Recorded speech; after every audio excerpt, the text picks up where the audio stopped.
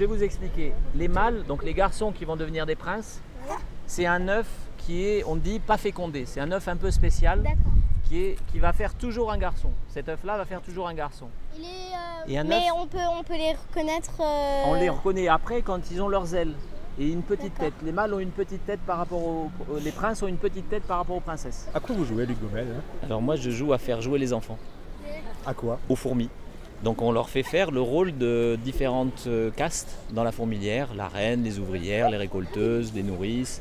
Et on va avoir surtout le vol nuptial qu'il ne faut pas que vous ratiez à la fin du jeu. Jouer aux fourmis pour mieux les connaître, c'est l'un des nombreux ateliers proposés aux enfants des écoles vendredi 21 mai pour la deuxième fête de la biodiversité à Montpellier. Universités, associations, organismes de recherche, tous les acteurs de l'étude et la préservation d'espèces souvent menacées se sont mobilisés durant 2 jours sur l'esplanade. Un moment crucial pour la ville qui a invité 900 élèves des écoles.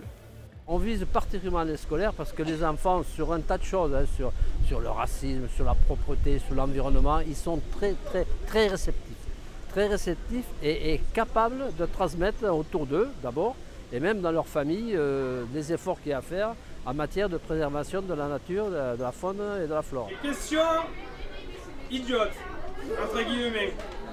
Les cornes de la girafe sont-elles des paratonnerres, vrai ou faux? C'est sûr?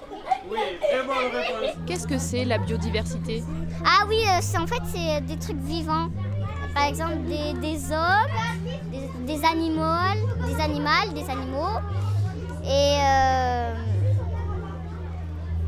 Et ben après, voilà. En fait, je sais pas après. La biodiversité, c'est tout simplement la survie de la planète, hein, avec le développement durable. S'il n'y a pas de développement durable et biodiversité ou inversement, nous allons droit au mur, progressivement tout simplement droit à la famine.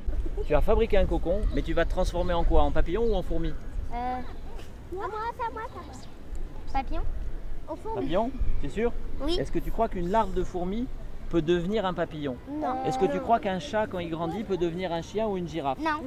Voilà, donc quand tu restes dans une espèce, tu ne peux pas changer, même dans un cocon, tu n'as pas le droit de tricher et de devenir une autre espèce. Toutes les peluches qui sont présentées, c'est souvent soit des mammifères, soit des vertébrés en tout cas. Donc on a peu de plantes, on a peu de choses un peu rigolotes. Et du coup, on est en train de montrer aux enfants que la diversité, c'est pas que nos peluches, c'est aussi tout ce qu'on peut trouver d'un peu rigolo, genre une vraie guitare ou des choses qu'on n'a pas du tout l'habitude de voir.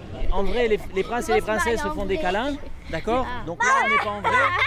Un bisou sur la main. Un bisou sur la main ou un bisou sur la bouche? Allez, cours, Je pense que je ne me serais pas lancée dans ça toute seule à le faire en classe. Voilà. Alors que pourtant, j'aurais pas pris le temps de le faire et pourtant aujourd'hui je suis là et on a quand même pris du temps pour venir ici et les enfants ont apprécié.